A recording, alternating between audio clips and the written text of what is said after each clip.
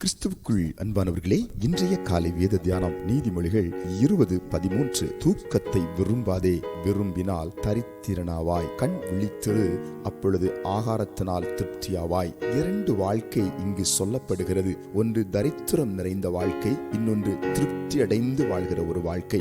அன்புக்குரியவர்களே, அநேகருடைய வாழ்க்கை இன்று தரித்திரத்திலே தாண்டவம் ஆடிக்கொண்டிருக்கிறது. தரித்திரம் ஆயுதம் அணிந்தவனைப் போல அவர்களை தாக்கு என்று தாக்கிக் கொண்டிருக்கிறது. காரணம் என்ன தெரியுமா?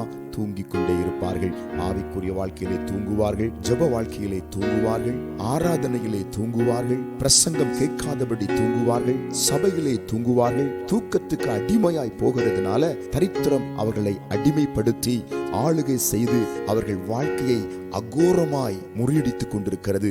ஆனால் கர்த்தர் கொடுக்கிற ஒரு திருப்தியான வாழ்க்கை நாம் வாழ வேண்டுமானால் நாம் கண் விழிப்போடு இருக்க வேண்டும், விழிப்புணர்வோடு இருக்க வேண்டும். ஜெபத்திலே விழிப்புணர்வோடு, பரிசுத்தத்திலே விழிப்புணர்வோடு, தேவனை நேசிப்பதிலே விழிப்புணர்வோடு, சாத்தான் விதைக்கிற களைகளை நாம் ஏற்றுக்கொள்ளாமல் விழிப்புணர்வோடு, பிசாசில் தந்திரத்தை அறிகின்ற விழிப்புணர்வோடு நாம் இருந்தால் திருப்தியாக, சந்தோஷமாக, ஆசீர்வாதமாக, மேன்மையாக நாம் வாழ முடியும். எனவே இந்த நாளிலே தரித்திரத்தின் வாழ்க்கையை நாம் உதறி தள்ளிவிட்டு, தரித்திரத்துக்கு விடை கொடுத்துவிட்டு, தேவனுடைய வசனம் என்னும் ஆகாரமாகிய அந்த ஆசீர்வாதத்தினாலே நாம் நிரம்பும்படி கண் விழிப்போடு, கவனத்தோடு, ஜாக்கிரதையோடு செயல்படுவோம். கர்த்தர் நம்மை திருப்தியாக்குவார். ஜெபிப்போமா? எங்கள் பரலோக பிதாவே, இந்த நாளிலே தரித்திரத்தில் சிக்கியிருக்கிற மக்களை இப்பொழுது விடுவிப்பீராக. அவர்களை ஆளுகை செய்கிற தூக்கத்தின் ஆவிகளை கலைத்து போடுவீராக. ஒவ்வொருவரையும் திருப்தியாக்குவீராக. கண் விழிப்போடு இருந்து